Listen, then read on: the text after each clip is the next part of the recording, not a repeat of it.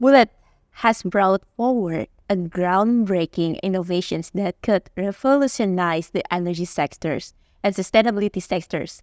Let's dive into their journey, visions, and what makes their innovation stand out. And today, I'm here with Cindy Susanto, the CEO of Boolet. Hello, Cindy. How are you today? Good, thank you. How are you?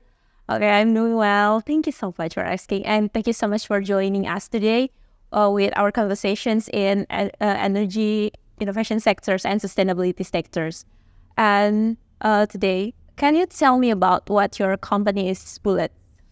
All right. So, hi everyone. I'm Cindy from Boolet. So, what we do here at Boolet is we try to create a solution for our waste problem here in Indonesia by adapting circular economy. Hence, the name is Boolet. It's actually a circle in Indonesia with a different spelling. So, what we do right now is we actually collect single-use chopstick and skewer. As you might not know that Indonesia actually have over 250 type of dishes of skewers. So we collect those and we sterilize it with water, with water, with heat, with industrial oven, and also with UV. And then we press it into a panel that we call woodlet that we use as a wood replacement, basically. So the goal is to reduce waste that end up in the landfill. That's one.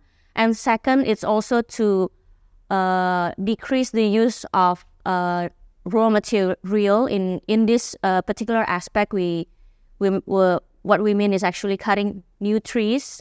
So most of our products that we use right now, even these tables, right, use from new material.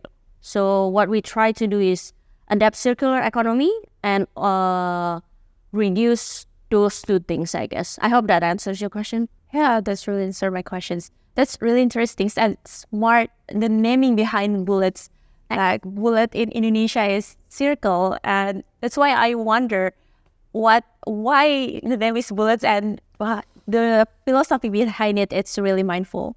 Okay, but can you share what is the inspirations behind creating this product and where did you get the idea turning the waste of chopstick and skewers into something new that we can use in daily life, in everyday furnitures and products?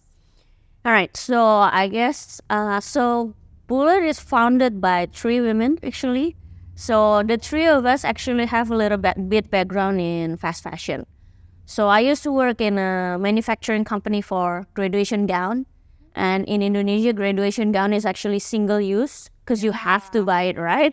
Yeah. So, and the other 2 co-founders used to have a local brand, fast fashion, that has been acquired. So we want to take some responsibility. I mean, with the climate change and everything, we like in our everyday life, we can already see the changes, right? So we want to try to take some responsibility and create something also, but mindful and also with well planned. So at the beginning, we actually wanted to start something with fabric, either recycle, repurpose. But when we started, we did a little bit research. We found out that there's already few brands out there that are trying to do something. So we decided why compete in such a niche market, right? Because it's actually growing market and it takes a lot of like education and everything in this sector. And it was during the pandemic. So we all already start sorting our waste at home. And then we realized that nobody want to take this used but also brand new chopstick at home, right? Because every time you get a takeout, you have this chopstick brand new, right? Yeah. Considerably used because we can't send it back to the vendor, but nobody want to take it and we can't really do anything about it. So from there, we try to figure out what we can do about it. And most of the chopstick and skewer in Indonesia actually bamboo. And if you just think back a little, if you go to a smaller city, they even still make like bridges from bamboo, right? Yeah. So we figured the strength is there. the supply should be big without doing like a proper research. So yeah, we figure out from there, and then we actually start collecting from our friends, and then knock on the food stall around our area, collect it, and yeah, and here we are, I guess. Yeah, the bamboo itself is a really unique material, right? Yes. It's a really interesting. And I have another question. Bullet is known for its innovative recycling practices. And what are some of the unique approach of our technology that you're using to transform waste into valuable products? So in terms of technology, I mean, the machine that we use is actually just adaptation of what we have right now. Because if you think about it, most of our furniture today, some of it actually already using residue, right? So, because wood and bamboo is actually organic, so it's actually part of the residue. We just twist it and make it custom to what we need.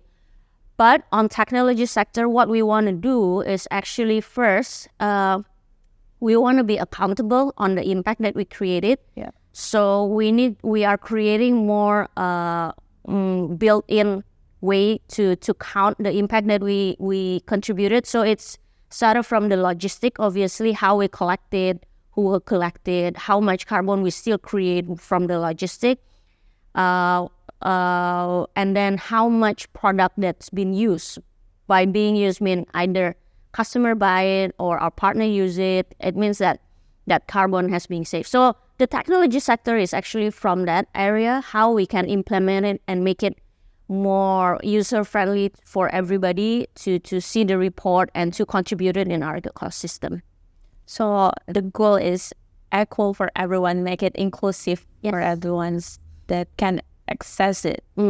And what are some challenge and the biggest challenge that you face in the waste management industry, and how you have overcome it?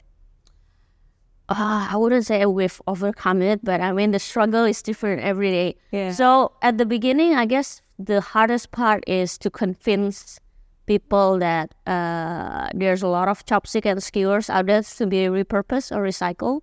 Because at the beginning, when we talk, especially with the waste management company, right? Because we want them to collect it and we acquire it from them rather than we create our own logistic team. They were all saying, I think it's too small, it's difficult, because they compare it with straws, how difficult it is to collect it, right? So at the beginning, I think it was more convincing that there's actually really a lot of this waste, right? Right now, I think we get about 5 tons a month. Wow, yeah, a lot. It's a big number. Yeah. So and that's from the industry sector. But from everyday life, I think it's just the difficulty of encouraging individuals to start sorting out. Because even right now, we see a lot of designated bins everywhere, right? But when you look at it, when you look inside it, it's basically just a mess, right? Yeah. So I think until today, that's still the biggest hurdle. Even though we have some progress, and we hope it's gonna get better over time. Yeah, people behavior that we cannot change. It's not easy, really. Okay, and for the impact of the bullets, and how do you measure the impact of Bullet's initiative on both environmental and local communities? And can you share any interesting story about this? Right. So impact, the most obvious one, obviously we divert the skewers on chopstick from landfill. We reduce the use of trees, I guess. And another aspect that we want to highlight is actually, so our workshop is located close to Bantar Gebang. So what we do right now is there's a lot of waste picker that actually live at Bantar Gebang, right? So their home is there. The biggest landfill in Indonesia. So what happened is usually when a family has a young child, the mother tend to not be able to generate money. So I mean, they usually open shop, sells food and everything, but they cannot be a waste picker themselves because they need to take care of the kid. So what we do, basically, during our sterilization process, we include these women to help us to clean the waste, so they can still take care of the kid and they can still get a little bit income from our side. So they can do it anytime they free or they're feeling well. That's one sector. Second is, for all of our product, we actually try to give job opportunity for craft person. So most of our product end up created in Yogyakarta, because those are the one with most craft people, right? And hopefully with this, we create more job opportunity, and we also introduce this new material to them. So they can start using it and sell it, because they usually already have a way to sell their product, right? So yeah, so from environment and also social impact. Yeah. You focus on the direct impact also for the women empowerment around the Bantar Gebang landfill. It's really cool because I'm out of words. Okay, and for your future visions about the Bullet's futures, and what's your visions for the future of Bullet? And are there any upcoming projects or expansions that you're particularly excited about? Right. So, I mean, our goal in the next, let's say, 5 years is actually to be able to process 30% of skewers and chopstick waste. Just to give an idea, just for skewers, we actually import about 15,000 tons just for skewers. Just for skewers? Yeah. So that's also excluding all the local production, because we couldn't find the specific data. So yeah, so that's the goal for the next 5 years. Obviously, we have in pipeline to create more hub, because like in Surabaya, like let's say Surabaya, right, the one of the busiest city in Indonesia. Even though we can collect it, it doesn't make sense if we send back all the waste to Jakarta for us to process it. So we'll be creating more hub in the future to be able to achieve this goal. But in the long run, I mean, let's say 10, 15 years. From the very beginning, we don't want to stop at skewers and chopsticks. That's why our name is just Boolet. The goal is just to adapting circular economy. So once we achieve our goal with skewers and chopstick, I mean, we can always go back to fabric and see what's happening there. Yeah, but the goal is always to keep creating something new and adapting circular economy. Yeah, wow. To creating something new and adapting circular economy. Yes, that's a really strong statement from you. And for the community engagements, you mentioned it before. And what do you think?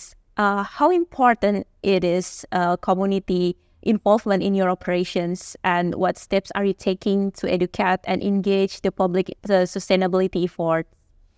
I mean, okay. Waste problem is everybody's problem, right? Regardless family background, economical background, race, or anything, right? So because of that, we want to be able to reach everybody from every sector.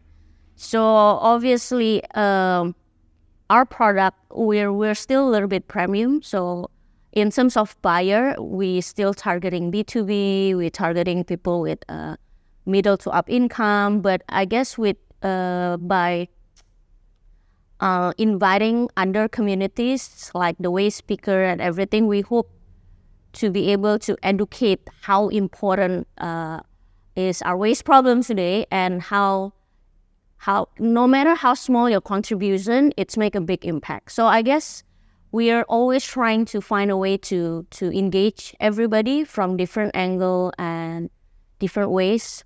But at the end of the day, I think one of the most important thing is just keep talking about how important is just for one person start to sorting waste, but properly, right? Not just, if you see the designated bin and then you do it, but you need to actually make it a habit, make it something that you do at home, something that you talk about it to your friends, be a regular conversation. So A lifestyle. yes. That's the goal, I guess. Yeah. Yeah, that's a really strong statement about bullets and how it impacts the communities. It's really cool. And I think that's all from me. And do you have any closing statements or what you want to convey through work? I guess, okay, so we understand that we're starting with chopstick and skewer, such a small things. We actually choose something that small because if we can give an idea how much impact that skewers can contribute it, imagine that as an individual, and if we just getting more and more, like 5% every month, increase 5% every month, that can make a real change in everyday's life. So we want everybody to just start sorting waste. We don't expect something big because it's too ambitious, right? Be aware of what you buy, of what you use, and what you can reuse, and start making a small impact in your everyday life, I guess. Yeah. That's it. Be aware and be responsible of what you do and what you did. Yes. Okay, that's all from Cindy Susanto, the CEO of Bullets. And you can learn a lot. Sustainability is not something that big. It's something small step that you can do every day for your life can bring the huge impact for your environment and your communities. And that's all from Energy Innovation Challenge talks with inspiring people and change maker. Thank you.